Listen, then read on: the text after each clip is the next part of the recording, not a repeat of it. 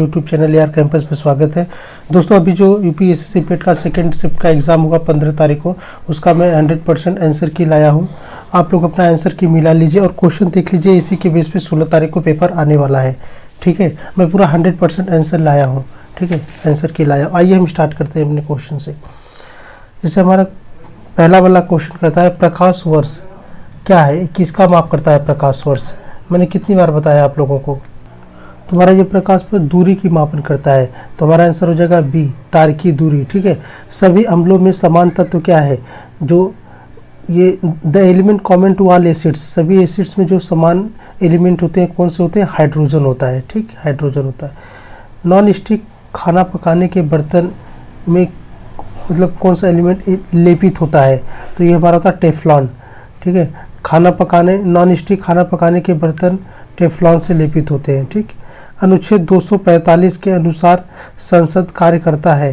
क्या कार्य करता है, ये कानून बनाने का कार्य करता है। तो आंसर हमारा हो जाएगा फोर्थ का सी। ठीक, सरकारिया आयोग बहुत इंपॉर्टेंट है। ये सरकारिया आयोग बहुत बार एग्जाम में पूछा है, आने वाले एग्जाम में भी पूछ सकता है। तो ये केंद्र और राज्य संबंध से रिलेटेड है सरकारिया आयोग। ठीक, दिए गए भिन्न का सबसे बड़ा कौन सा है, मतलब ये भिन्न दिए हैं, इनमें से पूछा है सबसे बड़ा कौन सा भिन्न है। तो इसका सबसे आसान तरीका होता है दोस्तों, इन सबको डिवाइड कर दो बस, और कुछ नहीं, ज़्यादा ट्रिक मत लगाओ। इसको डिवाइड करोगे तो कितना आ जाएगा, 0.44 आ जाएगा। ठीक, और इसको डिवाइड करोगे तो 7 के 7 49, 7 के 7 मतलब 0.7 आ जाएगा। और 11 13 को डिवाइड करोगे तो आप 0.84 आएगा। ठीक, और ये 13 17 को डिवाइड कर दोगे तो आप 0.76 आएगा। अब आप देख लो इसमें चारों में सबसे बड़ा कौन सा है, 0.84 है। 0.84 किसका, 11/13। तुम्हारा आंसर हो जाएगा 11/13। ठीक, और ये सातवां वाले का देखिए, सातवां वाले तो केवल फार्मूला था। जैसे ये क्यूब है ना, मान लीजिए ये फार्मूला क्या होता है, A cube plus B cube का फार्मूला क्या होता है, ए प्लस बी होता है, फिर A square plus B square minus A B, ये फार्मूला होता है। तो आप देखिए यहाँ A cube plus B cube, नीचे क्या बन रहा है, A square plus B square minus A B, ये बन रहा। तो ये नीचे बन रहा है A square minus A B plus B square, ये वाला सेम ही तो है ना, ये कट जाएगा तो बचा क्या, ए प्लस बी, यानी इसका इन दोनों का वैल्यू ही तो बचा। तो इसको जोड़ दीजिए, 8 1 9 5 2 7 7.9, यानी ए वाला हमारा आंसर हो जाएगा। अब ये देखिए क्या करा, एक परीक्षा में 70% अभ्यर्थी भौतिक में उत्तीर्ण हुए, यानी मतलब बोल रहे हैं मतलब ये फिजिक्स है, इसमें केवल 70% उत्तीर्ण हुए। ठीक, और दूसरे में क्या बोल रहा है, 80% अभ्यर्थी तर्कड़ा में उत्तीर्ण हुए। ठीक है, ठीक है, तर्कड़ा कितने, 80%। ठीक है, 80% कैंडिडेट पास हुए रीजनिंग में, मतलब 70% फिजिक्स में, 80% रीजनिंग में, और जो 55% पास थे ना यहाँ पे, ये दोनों में पास थे। ठीक है, 55%। तो आप देख लीजिए 55% दोनों में पास है, तो बस केवल फिजिक्स में कितने परसेंट पास है, तो इसको इसमें माइनस कर दीजिए। इसका इसमें माइनस करेंगे तो कितना हो जाएगा, यह हो जाएगा 5 15। इसका इसमें माइनस करेंगे कितना हो जाएगा, 25 हो जाएगा। ठीक, तो अब ये तीनों को जोड़ लीजिए, तीनों को ऐड कर लीजिए परसेंटेज को, 15 25 55, तो कितना आ गया, 95%। ठीक है, तो 100% कुल विद्यार्थी रहे होंगे, जो कि 95% पास है सब में। तो उन अनुत्तीर्ण कितने हैं, मतलब 100% कुल विद्यार्थी रहे होंगे। ठीक है, सब मिला के 95% पास है। तो बोल रहा है, क्वेश्चन पूछ रहा है, तो दोनों विषयों में कितने परसेंट विद्यार्थी अनुत्तीर्ण हुए। तो 100% से 95 माइनस कर दीजिए, तो 5% तो बचे। तो आंसर हो जाएगा डी। निम्नलिखित में कौन सबसे बुद्धिमान स्तनधारी है, तो आपको जानते हैं डॉल्फिन सबसे बुद्धिमान स्तनधारी होता है। पौधों का विकास किससे प्रभावित होता है, प्रकाश की गुणवत्ता, मात्रा और अवधि पे। ठीक है, आइए देखते हैं 11 नंबर क्वेश्चन।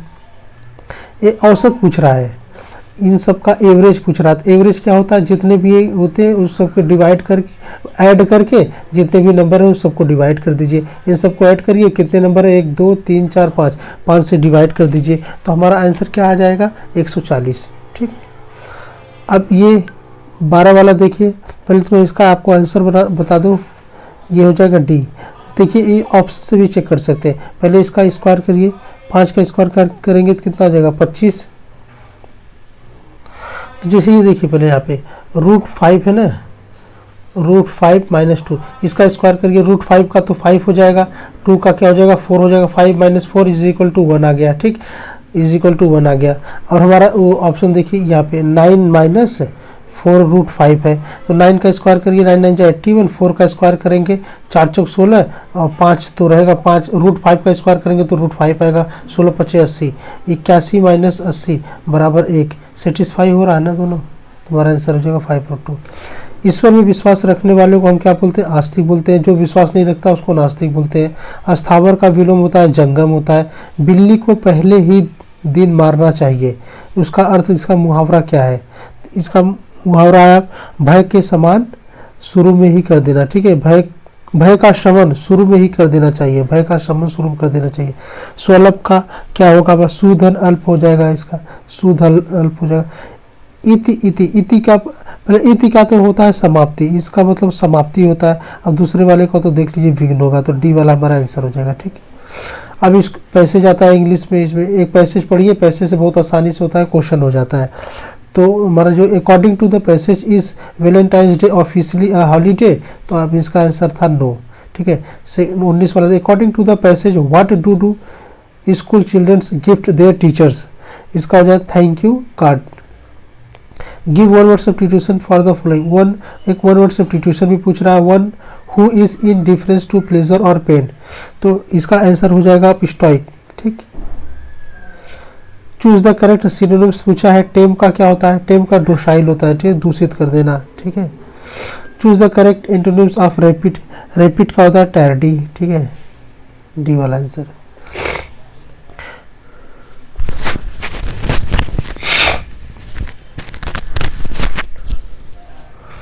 दोनों कथनों को पढ़ें और तय करें कि निम्नलिखित में से कौन सा उत्तर विकल्प इन दोनों कथनों के बीच संबंध को सही ढंग से दर्शाता है।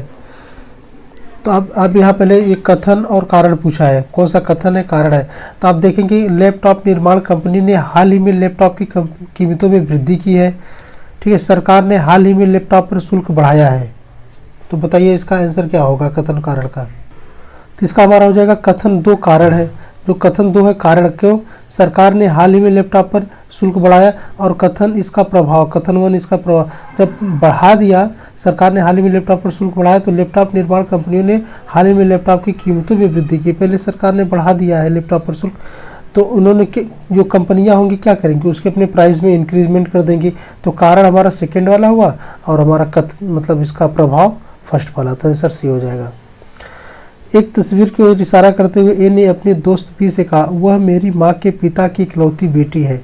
ए फोटोग्राफ वाले व्यक्ति के किस प्रकार संबंधित है, आप इसका निकाल लेना, रीजनिंग क्वेश्चन है, बेटा होगा इसका आंसर। ये वाला आ रहा है क्वेश्चन, ये क्वेश्चन हर शिफ्ट में पूछ रहा है, मैं बस इसका आपको आंसर बता दे रहा हूँ। तो इसका आंसर होगा TGGFDE, क्या हो जाएगा TGGFDE, डी वाला आंसर। भारत गौरव पर्यटक ट्रेन को जून 2022 में रामायण सर्किट के हिस्से के रूप में भारत और किस देश के बीच हरी झंडी दिखाकर रवाना किया गया, तो आंसर होगा नेपाल, ठीक।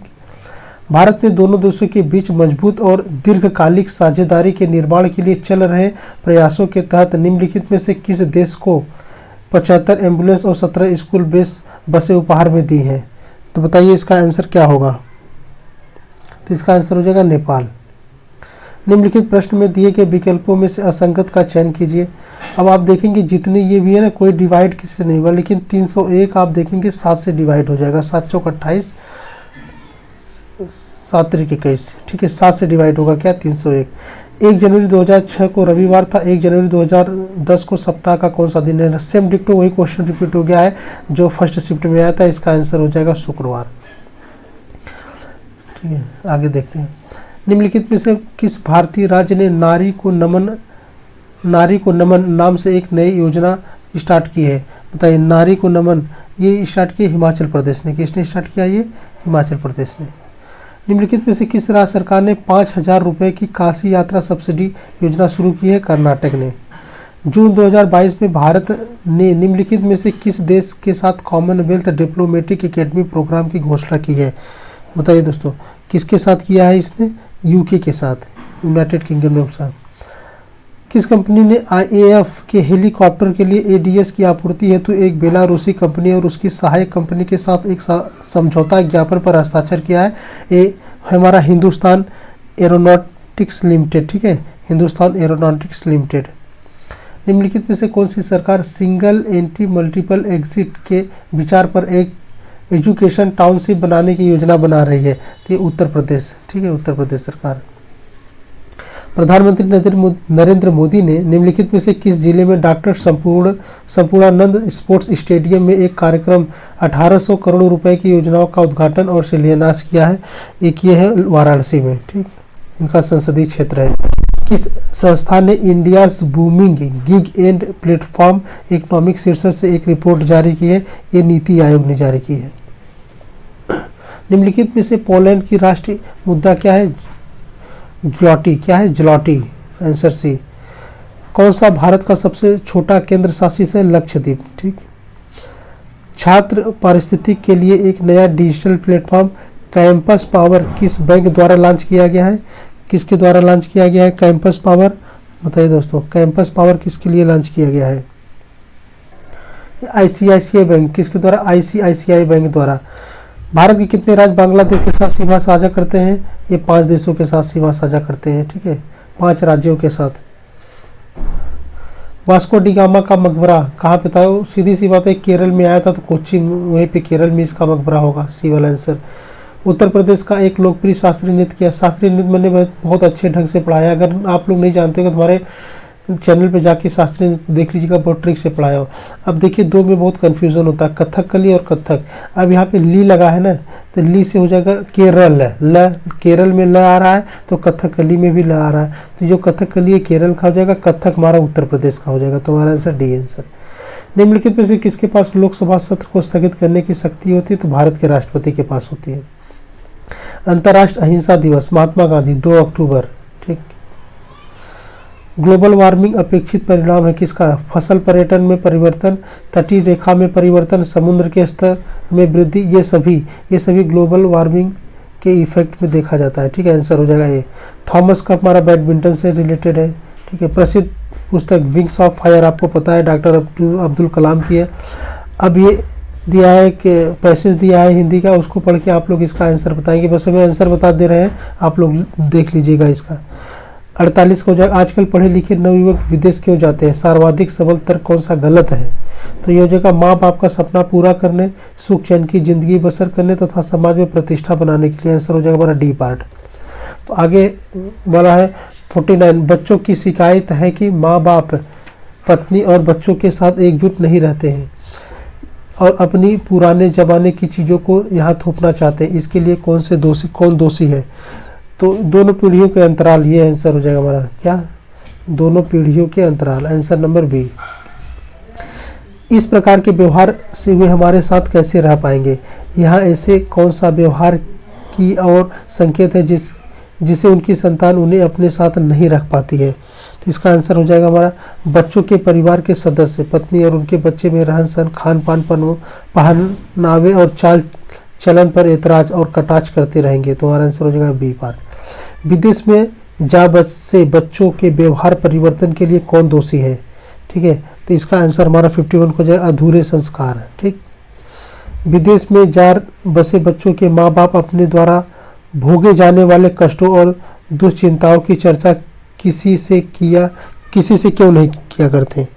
किसी वो जग हंसाई से बचने के लिए, मतलब समाज में जो लोग समाज को बता दो, समाज लोग हंसते हैं ना, उसी को बचाने के लिए। अब देखिए 53 से 57 एक अनुच्छेद और दे दिया है, उसमें से छांट के आपको क्वेश्चन सॉल्व करना। तो 53 से हम स्टार्ट करते हैं। माता पिता द्वारा प्यार दुलार एवं समस्त संसाधनों के दिए जाने के बावजूद आज की युवा पीढ़ी से वह आत्मीयता गायब है जो पुरानी पीढ़ी तक विद्यमान थी। इसका सबसे उचित कारण क्या हो सकता है? तो इसका आंसर हमारा ए वाला है। ए वाला आंसर हमारा पीढ़ियों के अंतराल के कारण जीवन मूल्यों के बदलने से युवा पीढ़ी दूरदर्शी और असहनशील होती जा रही है और उसकी ग्रहणशीलता कम होती जा रही है। ठीक है, आज के बुजुर्गों के लिए बदलते समय की कौन सी सर्वोच्च मांग है जिससे वे चैन से अपना बुढ़ापा काट सकेंगे? तो इसका आंसर हो जाएगा हमारा बी पार्ट। बुजुर्ग बुढ़ापे के लिए कुछ अर्जित करके रखें और अगली पीढ़ी के सदस्यों पर न बोझ बने और न अपनी राय थोपे। ठीक है। 55 नंबर कहता है कौन से माँ बाप अपने ही घर में दीनहीन से होकर बच्चों का मुंह नहीं ताकते हैं, मतलब ताकते मतलब निहारते हैं या देखते हैं। तो इसका आंसर हो जाएगा बी पार्ट। ठीक। 56 देखते हैं कौन से बच्चे अपने माता पिता को वृद्धाश्रम में भेज देने की बात करते हैं। वही बात करेंगे जो बच्चे संस्कारहीन होंगे, अविवेकी होंगे और जो अपने भविष्य को नहीं देख पा रहे होंगे। Answer C. संतान के साथ रहने की इच्छा होते हुए भी कई माँ बाप के अकेले रहने के कारण कौन सा है सबसे तर्क आंसर दीजिए। तो इसका हो जाएगा माँ बाप का संतान और उसके परिवार के प्रति रूखा व्यवहार, वाणी और असंयम और बेटों की जिंदगी से ज़्यादा दखल अंदाजी। Answer number D. ठीक। Next question. अब देखिए DI का क्वेश्चन आया है, DI में भी। अब यहाँ से हम इसका बस आंसर देख लेते हैं। अब DI सॉल्व कर लेना यहाँ से क्वेश्चन देखिए। किस जिले के लिए विगत वर्षों में चयनित उम्मीदवार की औसत संख्या न्यूनतम है। तो हमारा हो जाएगा जिला ई, डिस्ट्रिक्ट ई। समीक्षाधीन अवधि के दौरान जिला ई से चयनित उम्मीदवारों की संख्या इस अवधि के दौरान जिला ए से चयनित उम्मीदवारों की संख्या का लगभग कितना परसेंटेज है। तो 59 का हमारा आंसर हो जाएगा 88.4। मिला लेना आप 88.4। जिला सी से चयनित उम्मीदवारों का परसेंटेज जिला सी से उत्तीर्ण उम्मीदवारों की तुलना में किस वर्ष में सबसे अधिक है। 60 का आंसर हो जाएगा 2012। 61 क्या है, जिला डी से उत्तीर्ण उम्मीदवारों का परसेंटेज जिला डी से उपस्थित होने वाले की तुलना में किस वर्ष सबसे कम है। तो 61 का आंसर हो जाएगा 2013 में, यानी सी वाला। ठीक, सी। वर्ष 2011 के किस जिले में उपस्थित उम्मीदवारों की तुलना में चयनित उम्मीदवारों का परसेंटेज सबसे अधिक रहा है। तो ये आंसर हो जाएगा जिला ई, डिस्ट्रिक्ट ई। ठीक। नेक्स्ट क्वेश्चन देखते हैं। अब 63 से 67 देख लेते हैं। 63 क्या कहता है, फरवरी में कंपनी PS और T द्वारा बेचे गए उत्पादों की औसत संख्या क्या है। यानी PS और T का औसत निकालना था। तो इसका आंसर हो जाएगा हमारा 118, बी वाला। ठीक। 64 में क्या कहता है, मार्च में कंपनी P और R द्वारा बेचे गए उत्पादों की कुल संख्या का अप्रैल में उन्हीं कंपनियों द्वारा बेचे गए उत्पादों की कुल संख्या से अनुपात कितना है। अनुपात पूछा है, तुम्हारा हो जाएगा 59:80। कंपनी एस द्वारा बेचे गए उत्पादों की संख्या में जनवरी से अप्रैल तक लगभग कितने परसेंट की वृद्धि हुई है। तो 65 का आंसर हो जाएगा 64.71%। 66 क्वेश्चन नंबर 66 क्या आता है, कंपनी टी द्वारा मार्च, अप्रैल और मई में बेचे गए उत्पादों की कुल संख्या में 32% माइल्ड स्टील से बने थे। मार्च, अप्रैल और मई में स्टोर टी द्वारा बेचे गए माइल्ड स्टील उत्पादों की कुल संख्या कितनी थी। तो 66 का आंसर हो जाएगा हमारा 144, डी वाला। 67 कंपनी क्यू द्वारा जनवरी और मई में मिलाकर बेचे गए उत्पादों की कुल संख्या और समान महीनों में कंपनी आर द्वारा बेचे गए उत्पादों की कुल संख्या के बीच का अंतर कितना है। 67 देखिए, तो 67 थोड़ा डाउट था, आप इसको देख के निकाल लेना। ठीक है। अब 68 से 72 देख लीजिए आप। 68 वाला देखिए, छात्रावास पर कुल खर्च का लगभग कितना परसेंटेज खर्च किया गया था। तो इसका 12.78%, ए वाला आंसर होगा। कार्यक्रमों की तुलना में अनुसंधान पर लगभग कितना परसेंट अधिक खर्च किया गया। ठीक है। तो इसका आंसर हो जाएगा 86%, सी वाला। ठीक, सी 86%। यदि वर्ष के दौरान खेलों पर खर्च की गई कुल राशि 1.8 करोड़ थी तो शिक्षा और अनुसंधान पर कुल खर्च की गई राशि, ये ऑप्शन इसमें मिल ही नहीं रहा था। जो आंसर निकाला गया था इसका ऑप्शन नहीं मिल रहा था। अब इसको भी देख लीजिएगा, 70 को भी। ठीक है। अब एक 71 का देख लेते हैं। 71 का हमारा 2 लाख आंसर है। ठीक है, ये डी वाला। और 72 का देख लेते हैं, खेलों पर शिक्षा की तुलना में कितने परसेंट कम खर्च किया जाना था। खेलों पर शिक्षा की तुलना में कितने परसेंट कम खर्च किया जाना था। तो 72 का आंसर होगा 35%। अब 73 से 77 देख लेते हैं। 73 क्या कहता है, 2005 में दो कंपनियां ए और बी की आय क्रमशः 3:4 के अनुपात में थी। 2005 में उनके व्यय का क्रमशः अनुपात क्या था। तो अब इसका आंसर हो जाएगा सी वाला, 45:68। वर्ष 2003 में कंपनी ए का व्यय 200 करोड़ और 2003 में कंपनी ए की आय 206 उनके खर्च के समान थी। 2006 में कंपनी ए की आय क्या थी। तो 74 का हमारा आंसर हो जाएगा 464। ठीक है, डी वाला आंसर। यदि 2005 में दो कंपनियों की आय समान थी तो 2005 में कंपनी ए के व्यय की कंपनी बी के व्यय से अनुपात क्या थी? तो 75 का हमारा आंसर हो जाएगा 15:17, ये वाला। यदि 2002 में कंपनी बी का व्यय 200 करोड़ था तो 2002 में उसकी आय क्या थी? 76 का आंसर 260 करोड़, बी वाला आंसर। ये 2001 में कंपनी ए और बी का व्यय समान था और 2001 में दोनों कंपनियों की कुल आय 342 करोड़ थी तो 2001 में दोनों कंपनियों का कुल लाभ कितना था? तो इसका आंसर हो जाएगा 102 करोड़, बी वाला। ठीक, आइए हम क्वेश्चन देखते हैं। कुछ हिस्ट्री से क्वेश्चन है। निम्नलिखित में से किस शासक के दरबारी कवि हरिशेन थे? बताइए हरिशेन किसके थे? दरबारी कवि थे समुद्रगुप्त के थे। ठीक है, ये हमारा आंसर हो जाएगा समुद्रगुप्त। ठीक, और एक सेकेंड, ये क्वेश्चन ठीक है। जजिया फिर से लगाने वाला मुगल शासक कौन था? जजिया को मोहम्मद बिन कासिम लगाया था, फिर अकबर ने ख़त्म किया था, फिर बाद में औरंगजेब ने लगा दिया था।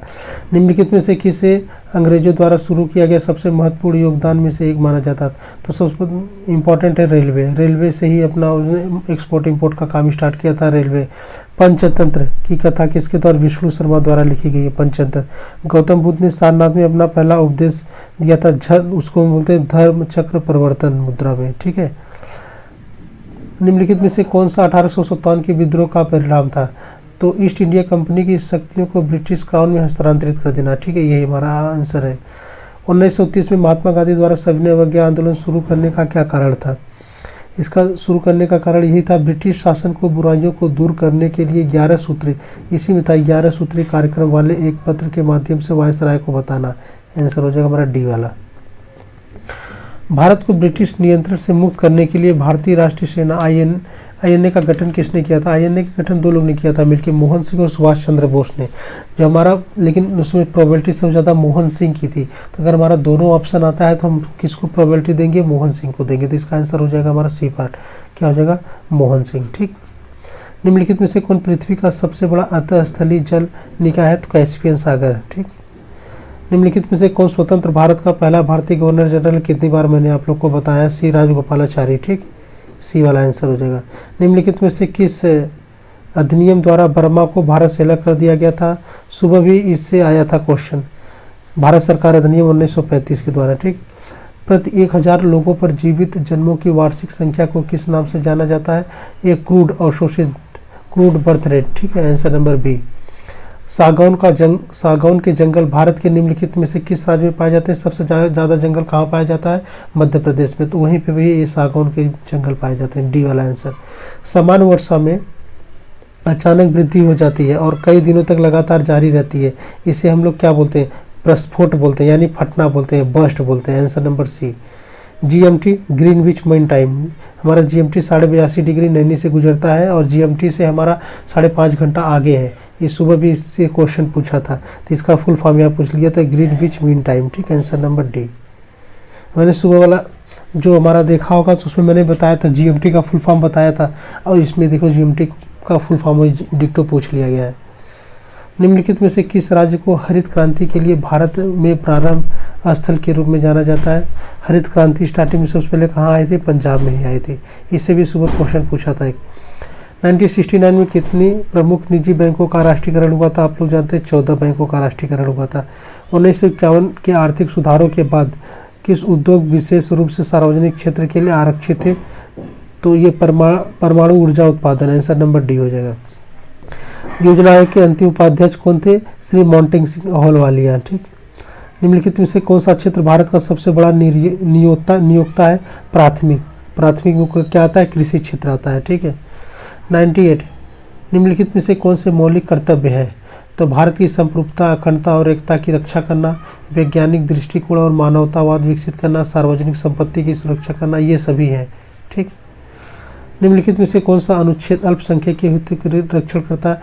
मैं बता, किसी का अगर अल्पसंख्यक जो उनका हित है अगर उसको छीन लिया जाता है वो लोग संरक्षण करते हैं। जब किसी से कोई चीज़ छीन लिया जाए तो लोग फिर बाद में कहते हैं दो ना, क्या कहते हैं भाई, दो ना, अगर अल्पसंख्यक जो होते हैं उनसे अगर उनको संरक्षण को छीन लिया जाए, फिर वो लोग कहेंगे भाई हमारे संरक्षण, हमारे हितों का संरक्षण हमको दो ना, हमको दो ना, तो क्या हो जाएगा 2-9-29।